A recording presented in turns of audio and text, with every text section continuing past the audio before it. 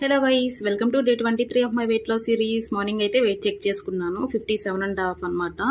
So నాకు ఎందుకో అనిపిస్తుంది నా బాడీ ఇంతకన్నా తగ్గడానికి ఇష్టపడట్లేదు అనేసి. ఈరోజు టిఫిన్ చేసేసరికి చాలా లేట్ అయింది, ఎందుకంటే లియాన్స్ని స్కూల్కి అయితే తీసుకెళ్ళాను. సో కొంచెం అలవాటైతే బాగుంటుంది కదా అని చెప్పి తీసుకెళ్తే నేను లేకోకుండా 5 మినిట్స్ కూడా లేడు. సో స్కూల్ నుంచి వచ్చి టిఫిన్ తినేసరికి నాకు 12:30 అయిపోయింది అనమాట.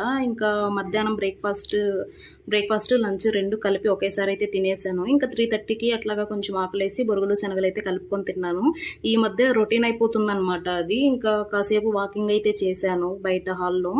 ఎందుకో ప్రీవియస్ 2 డేస్ నుంచి బాగా హెడేక్ వస్తుంది. సరే ఇట్లా కాదు అని చెప్పేసి నేను 1 కప్ కాఫీ అయితే కలుపుకొని తాగాను. కాఫీ తాగి ఒక 2 మినిట్స్ అట్లా పడుకున్న తర్వాత కొంచెం రిలీఫ్ అనిపించింది. ఇంకా నైట్ డిన్నర్కి వచ్చేసి చపాతీ చేసి అండ్ చట్నీ అయితే చేశాను.